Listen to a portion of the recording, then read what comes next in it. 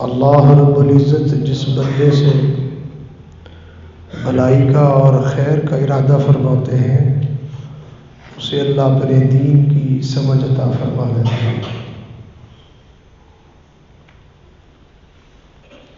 اللہ جس بندے سے پیار کرتے ہیں تو اللہ تعالیٰ کی پیار کی نشانی دین ہے۔ جس سے اللہ کی محبت جتنی زیادہ ہوگی اللہ اس کو دین اتنا زیادہ نصیب فرمائیں گے۔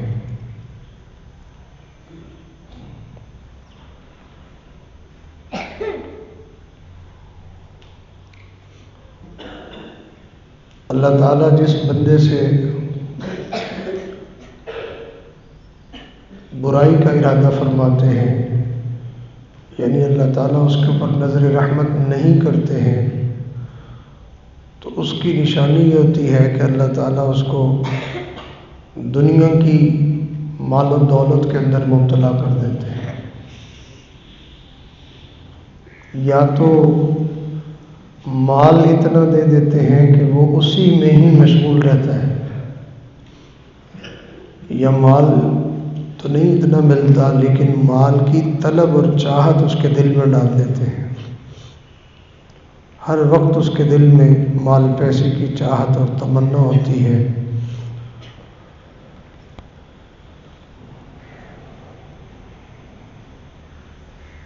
یہ دین انبیاء کی میراث ہے اور مال پیسہ یہ قارون، حامان، فرعون اور شداد ان لوگوں کی میراث ہے۔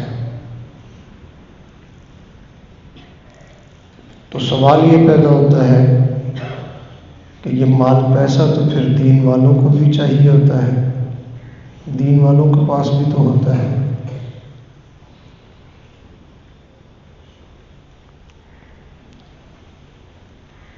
دین والوں کے پاس دین کے لیے ہوتا ہے، اصل مقصود دین ہی ہوتا ہے، اور جو مال پیسے کے پجاری لوگ ہوتے ہیں اگر وہ دین پر بھی آتے ہیں تو بھی مال پیسے کے لیے آتے ہیں۔ وہ نماز پڑھیں گے، تلاوت کریں گے، ذکر کریں گے، کوئی وظیفہ کریں گے، نیکی کریں گے تو ان کے دل میں چاہت ہوگی کہ ہمارا کاروبار اچھا ہو جائے، ہمارے پاس مال پیسہ زیادہ آ جائے، ہمارے حالات اچھے ہو جائیں۔ وہ نیکی بھی دنیا کے لیے، مال پیسے کے لیے کرتے ہیں، اور جسے اللہ تعالیٰ محبت کی نظر سے دیکھتے ہیں اس کو اللہ تعالیٰ مال دیتے ہیں تو وہ مال بھی اللہ کے دین پہ لگا دیتا ہے۔ اللہ اسے اولاد دے تو وہ اولاد کو بھی دین پہ لگا دیتا ہے، اللہ اسے مال دے تو وہ مال بھی دین پہ لگا دیتا ہے، اللہ اسے جوانی دے، صحت دے تو وہ اپنی جوانی اور صحت بھی اللہ کے دین پہ لگا دیتا ہے۔ اس کے دل میں یہ خواہش ہوتی ہے، یہ تمنا ہوتی ہے کہ میں رہوں یا نہ رہوں اللہ کا دین زندہ رہے۔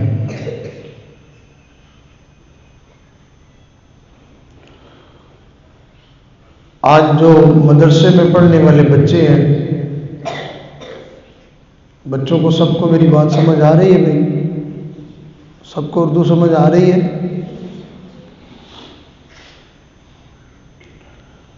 جو مدرسے میں پڑھنے والے بچے ہیں وہ لوگ ان کو کم نظر سے دیکھتے ہیں، لوگ ان کو گھٹیا نظر سے دیکھتے ہیں۔ کیوں؟ اس لیے کہ ان کے لباس اچھا نہیں ہوتا، اس لیے کہ ان کے رہنے کی جگہ بہت اچھی نہیں ہوتی،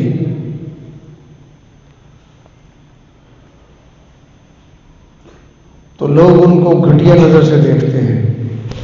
اسکول میں جانے والے بچے انہوں نے اچھے اچھے کپڑے پہنے ہوتے ہیں، اچھا کھاتے ہیں، اچھا پیتے ہیں،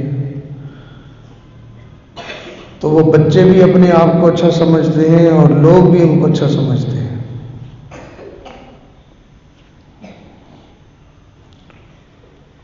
سکول میں پڑھنے والے بچوں کو وہ لوگ اچھا سمجھتے ہیں جو کہ اللہ کے دشمن ہیں،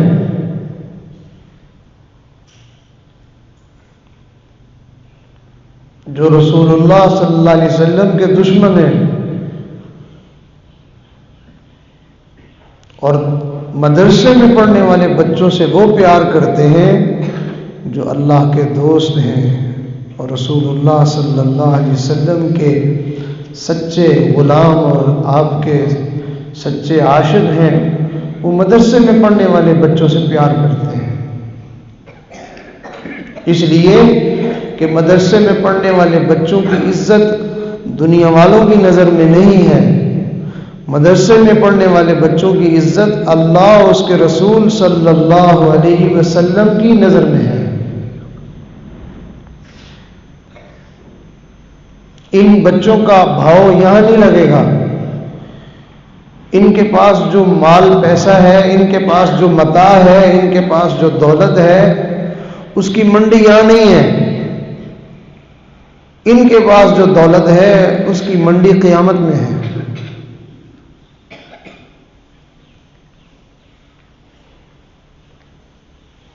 تو جو جس مارکیٹ کی چیز ہو بھاؤ اس کا وہاں لگتا ہے۔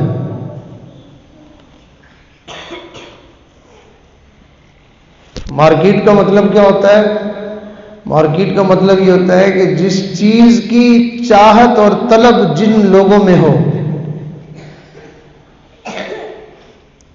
تو قیامت کے دن قرآن پڑھنے والے بچوں کا بھاؤ لگے گا۔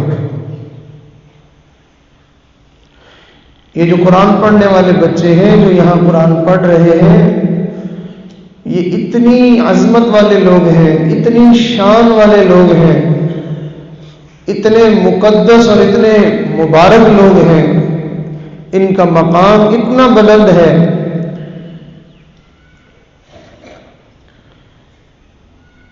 کہ دنیا کے بڑے بڑے بادشاہ ان بچوں کے جوتے کے ساتھ لگنے والی مٹی کے برابر بھی نہیں ہے۔ اکبر بادشاہ گزرا ہے، اس زمانے میں حضرت امام ربانی مجدد الفسانی رحمت اللہ علیہ اللہ کے دین کے خادم تھے، تو وہ اپنے آپ کو بہت بڑا بادشاہ سمجھتا تھا۔ لوگ آ کے اس کو سجدے کرتے تھے چونکہ اس کے پاس پیسے تھے، مال پیسہ بڑا تھا، تو پیسوں کے پجاری اور بھوکے لوگ وہ بادشاہ کو سجدے کرتے تھے۔ اور حضرت امام ربانی مجدد الفسانی رحمت اللہ علیہ وہ اس کے خلاف دین کی بات کرتے تھے،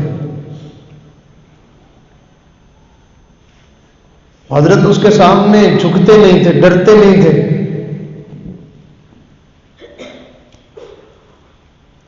اس نے بڑی کوشش کی لیکن کامیاب نہ ہوا۔ بالآخر اس نے ایک عجیب جو ہے وہ ترتیب چلائی، جیسے آج کل بھی دنیا والے لوگ جو ہے وہ پگڑی میں، پٹکے میں، داڑھی میں، سادے کپڑوں میں جو لوگ ہوں دین والے ہوں ان کو پاگل سمجھتے ہیں، سمجھتے ہیں ان کو کیا عقل ہے، کہتے ہیں تو مولوی ہے۔ تو اس زمانے کے لوگ بھی یہی سمجھتے تھے، جبکہ حقیقت یہ ہے کہ اللہ نے جن لوگوں کو دین دیا ہے وہ کائنات کے سب سے زیادہ عقل مند لوگ ہیں، وہ سب سے زیادہ سمجھدار لوگ ہیں۔ تو حضرت امام ربانی مجدد الفسانی رحمت اللہ علیہ کو پولیس والے اکبر بادشاہ کے دربار میں لے کے آئے کہ جی بادشاہ سلامت جو ہے وہ آپ سے ملنا چاہتے ہیں۔ حضرت آئے، تو جو بڑا دروازہ تھا جس میں عام لوگ آتے تھے وہاں سے نہیں لے کے آئے، ایک چھوٹے سے دروازے سے لے کے آئے۔ تو حضرت نے ارشاد فرمایا کہ بھئی سارے آنے والے اس دروازے سے آتے ہیں؟ انہوں نے کہا نہیں جی نہیں، مولانا صاحب آپ کی عزت میں، آپ کے احترام میں بادشاہ نے یہ دروازہ صرف آپ کے لیے بنایا ہے کہ اس میں سے مولانا صاحب آئیں گے۔ تو حضرت نے فرمایا کہ اور اس میں سے کوئی نہیں گزرتا؟ کہنے لگے جی نہیں، اور کسی کو اجازت نہیں، یہ صرف آپ کے لیے ہی بنا ہے۔ اچھا، وہ دروازہ چھوٹا سا تھا، اس میں سے گزرنے والا بندہ لازمی طور پر اس کو تھوڑا جھکنا پڑتا تھا، سر جھکا کے اس کو اندر داخل ہونا پڑتا تھا۔ اب منصوبہ یہ بنایا تھا کہ جب یہ اندر گزرنے کے لیے تھوڑا جھکیں گے تو ہم شور مچا دیں گے کہ دیکھو جی سجدہ کر دیا، ویسے تو مانتے نہیں ہیں، تو اس طرح سے ہم کہہ دیں گے کہ سجدہ کر دیا۔ اب حضرت سمجھ گئے کہ میرے لیے یہ خاص دروازہ کیوں بنایا ہے، تو حضرت نے ارشاد فرمایا کہ بھائی جب میرے لیے ہی بنایا ہے تو پھر میری مرضی میں جیسے بھی اس میں داخل ہوں، اس میں کوئی رکاوٹ تو نہیں ہے نا؟ انہوں نے کہا جی نہیں نہیں، اس میں کیا رکاوٹ، آپ شاہی مہمان ہیں، آپ جیسے مرضی داخل ہوں۔ تو حضرت نے جب اس دروازے میں داخل ہوئے تو پہلے اپنے پاؤں اندر کیے۔ اب بادشاہ سامنے بیٹھا ہوا تھا اور حضرت نے اس کی طرف پاؤں کیے، پاؤں پہلے اندر داخل کیے اور اس کے بعد باقی حصہ اندر گئے۔ بادشاہ کا وہ منصوبہ خاک میں مل گیا، وہ لال پیلا ہو گیا غصے سے۔ اس نے کہا میری اتنی گستاخی کہ آپ نے میری طرف پاؤں کیے، میری اتنی گستاخی کہ آپ نے میری طرف پاؤں کیے ہیں۔ تو حضرت نے ارشاد فرمایا میں تو یہ بھی نہیں کرنا چاہتا تھا، سچی بات یہ ہے کہ میرے پاؤں کے تلوے بھی جو ہے وہ اتنے عظمت والے ہیں کہ میں ان کو بھی تیری طرف کرنا بےادبی سمجھتا ہوں، اپنی میں اپنے پاؤں کی بےادبی سمجھتا ہوں کہ میں یہ پاؤں کے تلوے بھی تیری طرف نہیں کرنا چاہتا تھا۔ ان قرآن والوں کو اللہ نے اتنی عزت دی ہے، ان کے سامنے امریکہ کا، برطانیہ کا، بڑے بڑے ملکوں کا بادشاہ ان کے سامنے کوئی حیثیت نہیں رکھتا۔ اور میں یہ بات ویسے نہیں کر رہا ہوں، میں اللہ کے گھر میں قسم کھا کے کہتا ہوں کہ صرف جہان بدلنے کی دیر ہے۔ یہ بڑے بڑے بادشاہ وہاں دھکے کھاتے پھریں گے، ذلیل ہوتے پھریں گے، ان کو پوچھنے والا کوئی نہیں ہوگا، اور یہ قرآن والا ایک چھوٹا سا بچہ ہوگا جو کھڑا ہوا ہوگا، اور اللہ تعالیٰ اس کو تو جو جنت دیں گے وہ تو دیں گے ہی صحیح، اس جنت کا تو کیا کہنا کہ وہ کتنی بڑی جنت ہوگی۔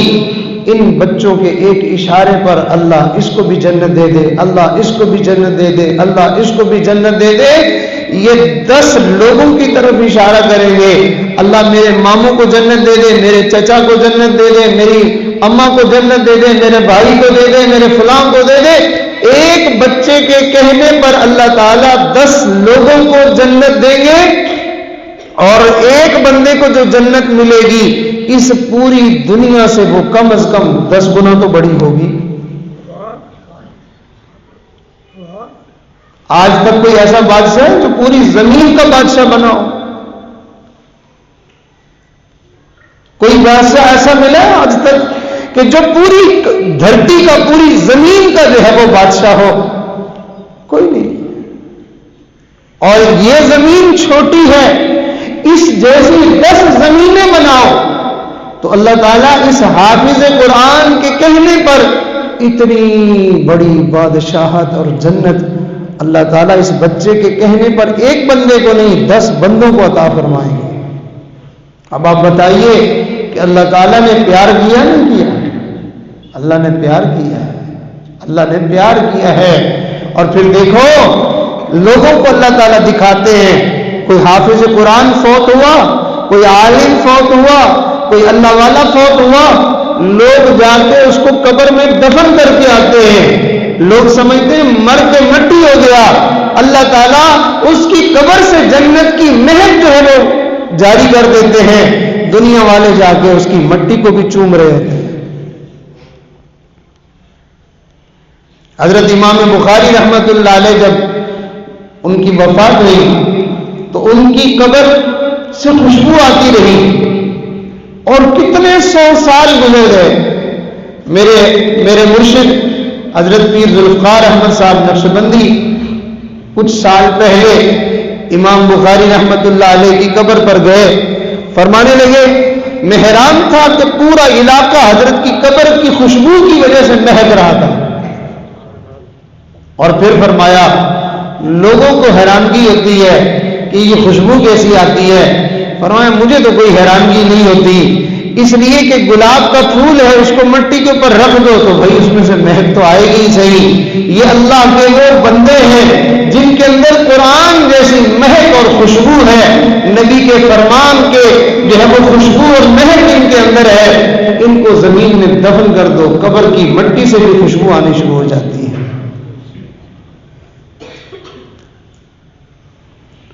تو جس بندے سے اللہ محبت کرے اللہ اسے کیا دیتے ہیں؟ دین. کیا دیتے ہیں؟ سارے بچے بولو بھائی کیا دیتے ہیں؟ دین. سب بولو. اللہ جس سے محبت کرے اسے کیا دیتے ہیں؟ دین دیتے ہیں. اور دین کس میں ہے؟ دین قرآن میں ہے، دین نبی کے فرمان میں ہے. جسے قرآن ملا، جسے نبی کا فرمان ملا، اسے گویا کہ دین ملا. معلوم ہوا اللہ کی محبت کی نشانی آپ تمام لوگوں کے اوپر اس صورت میں ظاہر ہو رہی ہے کہ اللہ آپ کو روزانہ قرآن کی کچھ نہ کچھ آیتیں عطا فرما دیتے ہیں. یہ جو سبق آپ یاد کرتے ہیں یہ گویا کہ روزانہ اللہ کی طرف سے محبت کا تحفہ آپ کو مل رہا ہوتا ہے. کبھی 10 آیتیں اور کبھی 20 آیتیں. یہ جو آیتیں ملتی ہیں یہ آیتیں نہیں ہوتی ہیں، یہ اللہ تعالیٰ کی طرف سے محبت کی گویا کی نشانی آ رہی ہوتی ہے. قرآن پڑھنے والے بچے بڑے خوش نصیب ہیں. اللہ نے ان کو بڑا اعزاز عطا فرمایا، اللہ نے ان کو بڑی شان عطا فرمائی ہے. اس لیے کبھی سکول جانے کی دل میں خواہش پیدا نہ کرنا، کبھی ان لوگوں کو اچھی نظر سے نہ دیکھنا. آپ کو سارے بچے میری طرف دیکھیں، آپ کو بہترین پھل دیے جائیں، آپ کو بہترین کھانے کی چیزیں دی جائیں، آپ کے سامنے کھانے پینے کی چیزوں کا ڈھیر لگا ہوا ہو اور ایک بچہ جو ہے وہ نالی میں سے گند نکال کے اٹھا کے کھا رہا ہو، کسی کا پھینکا ہوا کھانا اٹھا کے کھا رہا ہو، کیا آپ اس کو حسرت کی نظر سے دیکھیں گے کہ یار یہ دیکھو نا یہ بازی لے گیا، یہ دیکھو نالی میں سے اٹھا کے کھا رہا ہے؟ نہیں، آپ کے دل میں کبھی خیال بھی نہیں آئے گا. آپ کہیں گے وہ کتنا گندا ہے، گند کھا رہا ہے. مجھے دیکھو اللہ تعالیٰ نے کیا کیا نعمت عطا فرمائی ہے. بالکل ایسے ہی اللہ نے آپ کو قرآن گویا کہ جنت کو اکٹھا کر کے قرآن کی سطریں اور قرآن کی آیتیں اور حرف بنا کے اللہ نے آپ کو دے دیا ہے.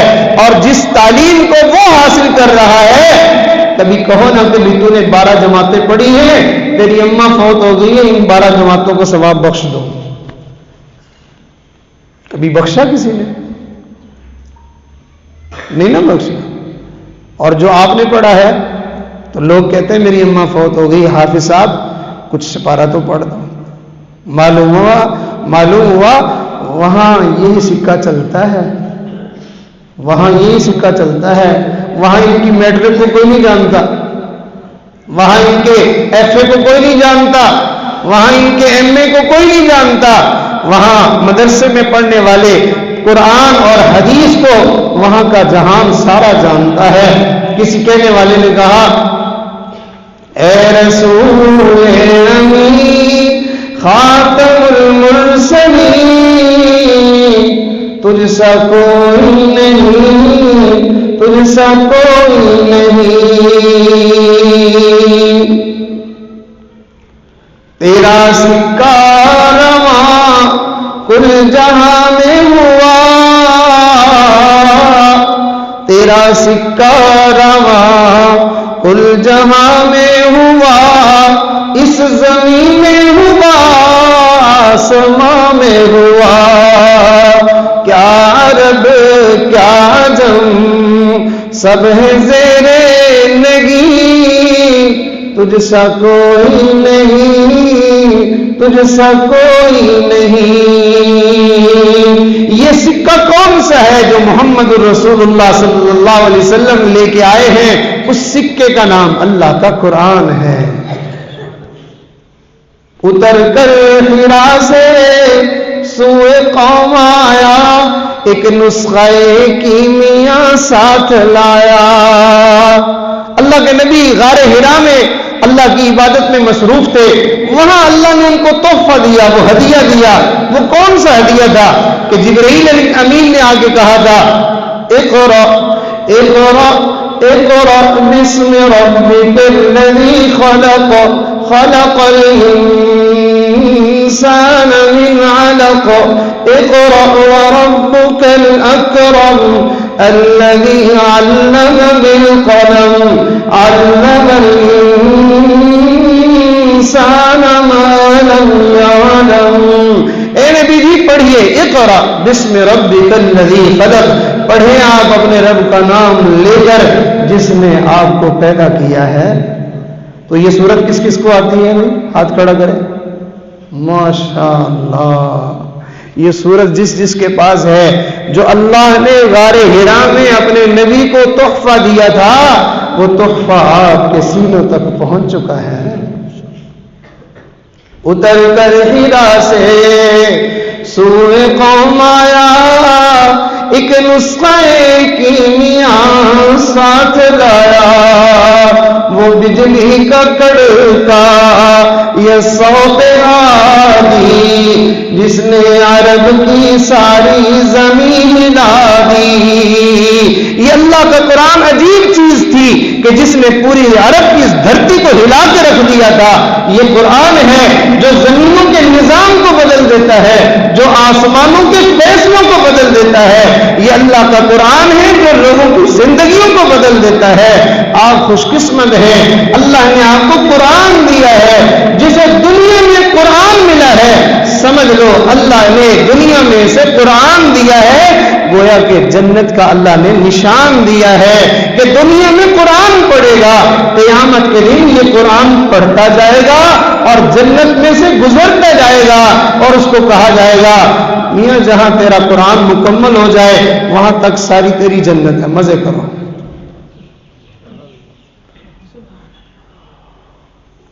کتنی بڑی دولت ہے جو آج ان بچوں کو نصیب ہو رہی ہے، لیکن افسوس کی بات ہے معاشرے نے ہمارے دین والوں کی حوصلہ شکنی اتنی کی ہے، اتنی حوصلہ شکنی کی ہے کہ ماں باپ بھی سوچنے لگ گئے ہم نے تو اپنے بچوں کو قرآن نہیں پڑھانا، بچے بھی سوچنے لگ گئے ہم نے تو نہیں پڑھانا۔ لہذا آج جو بچے آ بھی جاتے ہیں مدرسے میں تو وہ اتنے اپنے احساس کمتری میں شکار ہوتے ہیں، وہ سمجھتے ہیں پتہ نہیں کیا غلطی کر رہے ہیں، وہ سمجھتے ہیں پتہ نہیں کیا غلطی کر رہے ہیں، اور وہ قرآن لے کر شرما رہے ہوتے ہیں۔ قرآن لے کر صاحب قرآن کی صورت کو اپناتے ہوئے شرم آ رہی ہوتی ہے۔ مدرسے کا بچہ باہر جائے گا ٹوپی اتار کے سر سے جیب میں، کوئی مجھے مولوی نہ کہے۔ مدرسے میں پہنتے ہوئے اس کو جھجک نہیں آتی، باہر پہنتے ہوئے جھجک آئی ہے۔ کیوں؟ باہر کمینے لوگ ہیں، باہر گندے لوگ ہیں، باہر گھٹیا لوگ ہیں، انہوں نے اس کی عظمت کو نہیں پہچانا، اس کی عزت نہیں کی ہے۔ اس وجہ سے یہ بچہ اپنی عزت لینے کے لیے سمجھتا ہے مجھے بھی ان جیسا بننا پڑے گا، اس لیے وہ ٹوپی اتار کے جیب میں ڈال دیتا ہے۔ بچے کو تو عزت چاہیے نا، بچے کو تو پیار چاہیے۔ اگر اس کو یہ پتہ چلے کہ میں ٹوپی پہن کے جاؤں گا لوگ میری عزت کریں گے، میرا احترام کریں گے، مجھ سے پیار کریں گے، اگر اس کی مدرسے میں ٹوپی نہیں بھی ہوگی باہر نکلتے ہوئے یہ ٹوپی پہن کے جائے گا۔ اگر بچوں کو پتہ چل جائے کہ ہم قرآن پڑھیں گے تو پھر ہمارا معاشرے میں مقام ہوگا، پھر ہماری عزت ہوگی، پھر ہماری شان ہوگی، پھر اللہ تعالیٰ کی طرف سے ہمیں جو ہے وہ رحمتیں ملیں گی۔ دنیا والے اگر ان کو یہ تصور دینا شروع کر دیں تو ساری یہ جتنا رش سکولوں میں لگا ہوا ہوتا ہے سارے خالی ہو جائیں، سارے بھاگے بھاگے ادھر آ جائیں گے۔ اچھا یہ کیا کس نے ہے ایسا؟ یہ ایسا کیا کس نے ہے؟ یہ ملعون انگریز نے کیا ہے۔ اس نے کیا کیا کہ دین کی تعلیم کو بالکل گھٹیا بنا دیا اور اپنی تعلیم کو اس نے بڑا اچھا بنا دیا، اور اپنی تعلیم حاصل کرنے والوں کو کسی کو کمشنر بنا دیا، اور کسی کو جو ہے وہ گورنر بنا دیا، اور کسی کو کچھ بنا دیا، اور کسی کو کچھ بنا دیا، اور جس نے دین پڑھا اس کو کہا تو جا کے مسجد میں صرف اذان دے، باقی تو کسی کام کا نہیں ہے۔ اللہ بھلا کرے، اللہ بھلا کرے مجاہدین کا، طالبان کا۔ انہوں نے وہ پرانا بدلہ لے لیا۔ انہوں نے کیا بدلہ لیا کہ انہوں نے کیا کیا تھا کہ مولوی کا حلیہ بنایا، اس کی داڑھی رکھوائی، اس کے سر پہ دستار رکھوائی، اور اس کو جو ہے مسلمانوں والا لباس پہنایا، اور اس کو اپنے دفتر کا چپڑاسی بنا دیا۔ یہ انگریز نے حرکت کی تھی تاکہ پوری دنیا کو پتہ چلے اس حلیے والا گھٹیا ہوتا ہے، اس حلیے والا کمینہ ہوتا ہے، اس حلیے والا وہ گرا ہوا انسان ہوتا ہے۔ لہذا اس نے ایسی چال چلی مسلمانوں کے ساتھ کہ مسلمان اس چال کو سمجھے ہی نہیں ہیں کہ یہ کس قدر اس لباس کی توہین کی جا رہی ہے۔ اب اتنے عرصے کے بعد طالبان نے بدلہ لیا۔ انہوں نے کیا کیا کہ ایک جو ہے وہ داڑھی والے کو، ایک پگڑی والے کو وزیر بنا کے بٹھایا، اور پینٹ شرٹ پہنائی، اور اس کو بابو بنایا، بغیر داڑھی کے تھا اور انگریزی شکل و صورت میں تھا، اس کو وہاں چپڑاسی کھڑا کیا، صفائی تو نے کرنی ہے۔ یہ داڑھی سے عزت ملتی ہے۔ صحابہ قسمیں کھایا کرتے تھے، اعزنا اللہ بہذا الدین، اللہ کی قسم ہمیں اس دین کی وجہ سے اللہ نے عزت عطا فرمائی ہے۔ رسول اللہ صلی اللہ علیہ وسلم جب کوئی لشکر تشکیل فرماتے تھے، آپ پوچھا کرتے تھے تم میں سے زیادہ قرآن پڑھا ہوا کون ہے؟ تم میں سے زیادہ قرآن پڑھا ہوا کون ہے؟ کوئی بتاتا میں نے قرآن زیادہ پڑھا ہے، اللہ کے نبی اس کو لشکر کا امیر اس کو مقرر فرما دیتے تھے کہ لشکر کے امیر تم ہو۔ امامت کون کرتے تھے؟ خود جناب رسول اللہ صلی اللہ علیہ وسلم امامت فرماتے تھے، خود امامت فرماتے تھے۔ سارے مسلمانوں کو پتا تھا کہ امام بننا یہ بڑے شان کی بات ہے، یہ بڑی عزت کی بات ہے، یہ بڑے وقار کی بات ہے۔ چنانچہ نبی علیہ الصلوۃ والسلام اگر کسی کو امام مقرر کرتے، سب سے زیادہ عزت دیتے، تو آپ سب سے زیادہ عزت اس کو دیتے تھے جو سب سے زیادہ قرآن پڑھا ہوا ہوتا تھا۔ فرماتے تھے امام تم بنو گے، عزت کا یہ سہرا تمہارے سر آئے گا۔ لیکن آج انگریز نے اس امامت کو ملامت بنا دیا اور امام کو ایک گھٹیا آدمی بنا دیا۔ اب معاملہ یہ ہے ہمارے معاشرے میں جو بچے پڑھتے ہیں ان کے ماں باپ اور معاشرہ اور کہتے کہتے ان بچوں کے ذہن میں اپنے بھی یہی بات آ جاتی ہے ہم تو کمی گھٹیا لوگ ہیں، لہٰذا قرآن پڑھتے ہیں اور جا کے لوگوں سے پیسے مانگنا شروع کر دیتے ہیں۔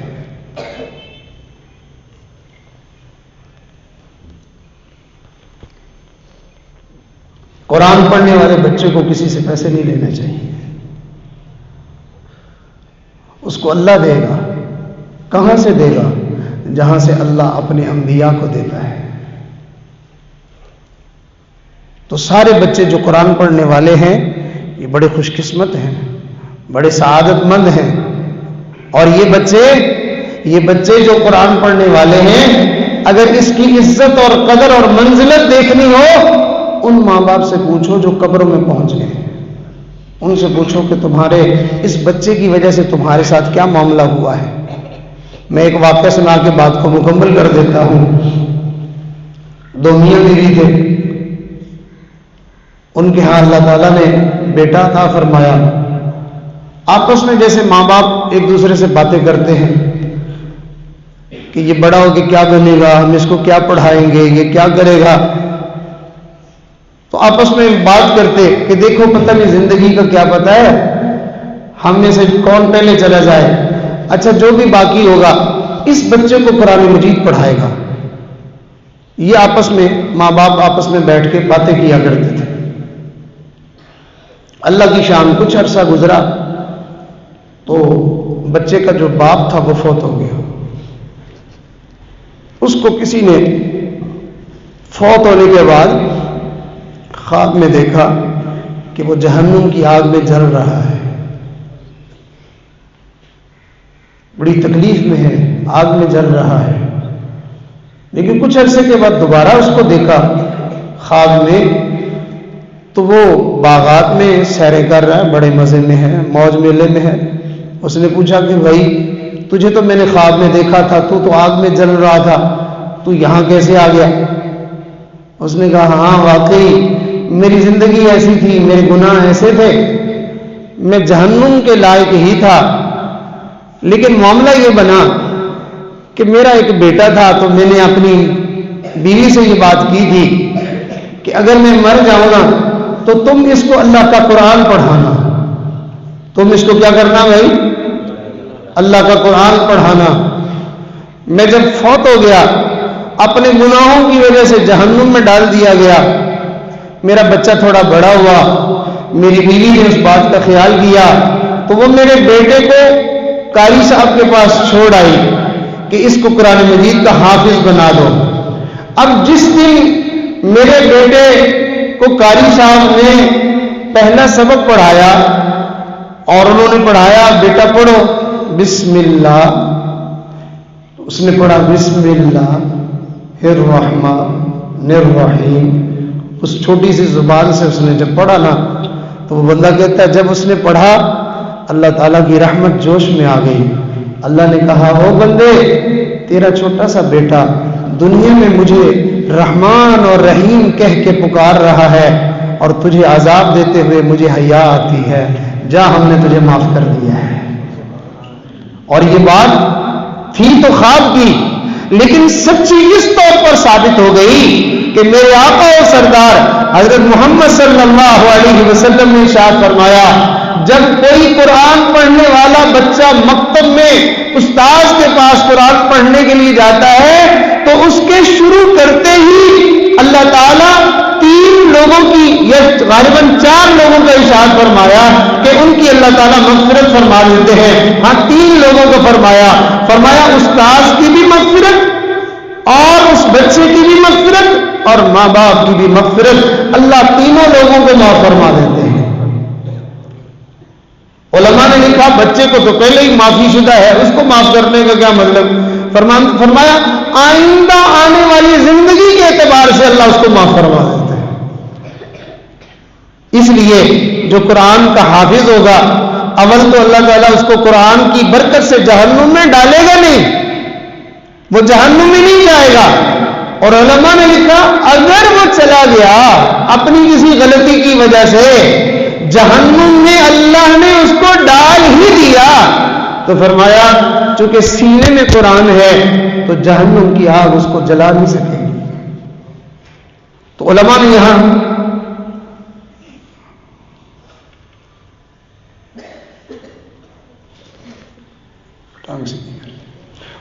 یہاں ایک سوال لکھا، پانی پلائیں. علماء نے سوال لکھا، فرمایا کہ جب جہنم کی آگ جلائے گی نہیں تو پھر جہنم میں ڈالنے کا مطلب کیا؟ فرمایا جہنم میں ڈالنے کا مطلب یہ ہے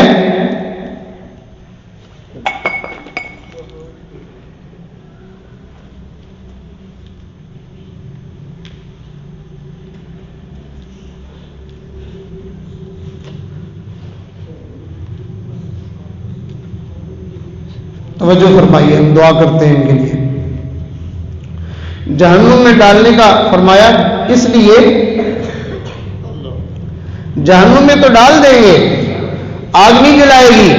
فرمایا پھر ڈالنے کا فائدہ کیا؟ فرمایا آگ والا عذاب اس کو نہیں ہوگا، ہاں اس کے علاوہ جو اور طرح کے عذاب ہوں گے وہ اس کو ہوں گے، آگ اس کو نہیں جلا سکے گی. تو بہرحال ساری گفتگو کا خلاصہ یہ ہے کہ جس سے اللہ پیار کرے اسے اللہ کیا دیتے ہیں؟ بولیے بھی کیا دیتے ہیں؟ سارے بچے بول رہے. جس سے اللہ پیار کرے اس سے کیا دیتے ہیں؟ تو آپ سب بچوں سے اللہ کو بہت پیار ہے، آپ سب بچوں سے اللہ کو بہت پیار ہے. اللہ نے آپ کو جنت دینی ہے، اس لیے اللہ تعالیٰ نے آپ کو مدرسے آنے کی توفیق دی ہے، اس لیے اللہ نے آپ کو اپنے گھر کا مہمان بنایا ہے۔ توجہ فرمائی، میری طرف بچے سارے توجہ فرمائیں، میں بات کو مکمل کر رہا ہوں۔ جس کو اپنے گھر کا مہمان بنایا جائے اس کو سزا دینے کے لیے تو مہمان نہیں بنایا جاتا نا، اس کا تو اکرام، اس کو انعام اور اس کی جو ہے وہ نوازشات اس کو اوپر کرنے کے لیے کسی کو اپنے گھر میں مہمان بنایا جاتا ہے۔ بندہ دعوت دیتا ہے، یار کبھی ہمارے گھر آؤ۔ کس لیے آؤ گے؟ تاکہ تمہاری پٹائی کریں؟ ایسا تو کوئی بھی نہیں کرتا۔ کہتے تم ہمارے گھر آؤ، میں تمہاری دعوت کروں گا، میں تمہیں کھانا کھلاؤں گا۔ اللہ نے چونکہ ہم سے پیار کیا ہے، اس لیے اللہ نے ہمیں دعوت دی ہے، تم میرے گھر آؤ۔ دیکھو کوئی مسجد میں 15 منٹ کے لیے آتا ہے، کوئی آدھے گھنٹے کے لیے آتا ہے، اور آپ کتنے خوش نصیب ہیں کہ اللہ کو آپ اتنے پیارے لگتے ہیں کہ آپ جیسے جو طالب علم ہیں، کوئی 2 سال، کوئی 3 سال، کوئی 4 سال، کوئی 5 سال، کوئی 10 سال، اور بعض بچے تو اللہ کو اتنے پسند آ جاتے ہیں کہ ان کی پوری زندگی مسجد اور مدرسے میں گزرتی ہے، ان کی پوری زندگی مسجد اور مدرسے میں گزرتی ہے۔ لہٰذا یہی وجہ ہے کہ علماء کو کہا جائے نا مدرسہ چھوڑ دو، مسجد چھوڑ دو، ہم آپ کو یہ دیتے ہیں وہ دیتے ہیں، کہتے تم جانو تمہارا کام جانے، ہم مسجد نہیں چھوڑ سکتے، ہم مدرسہ نہیں چھوڑ سکتے، ساری زندگی اللہ کے گھر کے ساتھ چمٹے رہیں گے، اور قیامت میں مرنے کے بعد اللہ تعالی ہمیں اپنا گھر جنت عطا فرما دیں گے۔ جسے اللہ نے دنیا میں قرآن دیا، جسے نبی کا فرمان دیا، جسے مدرسہ دیا، جسے مسجد دی، یہ اس بات کی نشانی ہے کہ اللہ نے اس کو قیامت میں جنت دینی ہے۔ اور جو سینما میں گیا، جو بازاروں میں گیا، جو گناہوں والی جگہوں میں گیا، یہ اس بات کی نشانی ہے کہ اس کا ٹھکانہ جہنم ہے۔ تو سارے بچے بھائی اپنی ساری زندگی مسجد اور مدرسے میں لگائیں گے انشاءاللہ؟ کبھی مدرسہ چھوڑ کے تو نہیں جائیں گے؟ جس دن مدرسہ چھوڑنے کا دل میں خیال آئے اس دن سوچ لینا، آج میں مدرسہ نہیں چھوڑ رہا، آج میں اللہ کا گھر جنت چھوڑ کے جا رہا ہوں۔ یہی وجہ ہے، علماء نے لکھا ہے بعض بچے مدرسے میں رہتے ہوئے شیطان ان کو غلط کام کروا دیتا ہے، گناہوں کے کام پہ لگا دیتا ہے، تو پھر اس کی سزا ان کو دنیا میں یہ ملتی ہے کہ وہ کہتے ہیں میرا مدرسے میں دل نہیں لگتا، میں گھر جاتا ہوں، میرا پڑھنے کو دل نہیں کرتا۔ تو جس بچے کا دل پڑھنے میں نہ لگے، جس بچے کا دل پڑھنے میں نہ لگے، مدرسے میں نہ لگے، وہ یقین کر لے کہ مجھ سے اللہ ناراض ہو گیا ہے۔ بعض قاری صاحب ہوتے ہیں، بعض مولوی صاحب ہوتے ہیں، حافظ صاحب، عالم صاحب ہوتے ہیں، مدرسہ چھوڑ کے وہ کاروبار کرنے چلے جاتے ہیں۔ وہ سمجھتے ہیں کہ میں کاروبار کر کے حلال رزق کما رہا ہوں۔ نہیں، آپ نے مسجد چھوڑی ہے، مدرسہ چھوڑا ہے۔ اللہ نے آپ سے اپنی پسند والی جگہ، اس سے اللہ نے آپ کو نکال دیا ہے، آپ محروم ہو گئے ہو۔ لہذا جس سے اللہ پیار کرتے ہیں وہ ہمیشہ مسجدوں میں ہی زندگی گزارتے ہیں، وہ مدرسوں میں ہی زندگی گزارتے ہیں۔ اور اگر وہ کسی مجبوری میں نہ بھی آ سکے، اگر وہ کسی مجبوری میں مسجد اور مدرسے میں نہ بھی آ سکے، تو ان کا دل مسجد اور مدرسے میں پھنسا ہی رہتا ہے، دل اٹکا رہتا ہے، دل سے جو ہے وہ مسجد اور مدرسہ نہیں نکلتا۔ یا تو وہ خود مسجد مدرسے میں ہوتے ہیں یا پھر مسجد اور مدرسہ ان کے اپنے دل میں ہوتا ہے۔ اللہ کرے، اللہ نے ہمیں اپنا مہمان بنایا ہے، مرتے دم تک ہم اسی کے مہمانی میں ہی رہیں، یہی ہماری زندگی گزرے، اور یہیں پہ جو ہے وہ اللہ کرے ہمارا دم نکلے۔ حاجی صاحب کے پاس مولانا صاحب کے جو والد صاحب ہیں، اللہ تعالیٰ ان کو صحت دے، شفا دے، بیٹھتے ہی انہوں نے مجھ سے بات شروع کر دی، کہنے لگے میں نے ایک عالم کا بیان سنا تھا، انہوں نے کہا تھا کہ اپنے بچوں کو دین پڑھاؤ۔ کسی بیٹے کو حافظ بنا دیا اور کسی کو دکان پہ لگا دیا اور کسی کو یہ بچوں کے ساتھ زیادتی ہے، سب کو دین پہ لگاؤ۔ میں نے اس دن سے نیت کر لی کہ میں اپنے سارے بچوں کو دین پہ لگاؤں گا۔ میں نے دکان پہ نہیں بٹھایا، میں نے ان کو ملازمت پہ نہیں بٹھایا، میں نے ان کو نوکریوں پہ نہیں لگایا، میں نے اپنے بچوں کو دین پہ لگایا ہے۔ میں نے کہا آپ نے بڑا اچھا سودا کیا ہے، آپ نے اپنی دنیا بھی بنا لی ہے اور آپ نے اپنی جنت بھی بنا لی ہے۔ لوگ تو اپنے ماں باپ کو اصال ثواب کرنے کے لیے قل هو اللہ منہ سے نہیں پڑھتے، اور جب یہ لوگ جائیں گے اگلے جہان میں تو ماشاءاللہ اتنے سارے قرآن پڑھنے والے، کچھ پڑھ کے چلے گئے، کچھ آگے پڑھا رہے ہوں گے، ایک ایک دن میں سینکڑوں اور ہزاروں قرآن کا ثواب اس اللہ کے بندے کو پہنچے گا۔ کتنا بڑا نفع کا سودا کیا ہے۔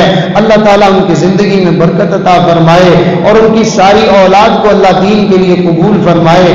تو ہم سب جو ہے یہاں پہ مل کے ان کی صحت کے لیے بھی دعا کرتے ہیں، اور جن بچوں کے ماں باپ نے ان کے اوپر احسان کیا کہ یہاں پڑھنے کے لیے بھیج دیا، ہم ان کے بچوں کے ماں باپ کے لیے بھی دعا کرتے ہیں کہ انہوں نے اپنے بچوں کے لیے کتنا اچھا فیصلہ کیا ہے۔ آپ سارے بچے جا کے اپنے ماں باپ کا شکریہ ادا کرو گے بھائی کہ آپ کا شکریہ ہے، آپ کی مہربانی ہے، آپ نے مجھے ورکشاپ میں نہیں بھیجا، آپ نے مجھے سکول میں نہیں بھیجا، آپ نے مجھے مزدوری کے لیے نہیں بھیجا، آپ نے مجھے اللہ کے گھر مسجد اور مدرسے میں بھیجا ہے، آپ نے میری دنیا بھی سنوار دی، میری آخرت بھی سنوار دی۔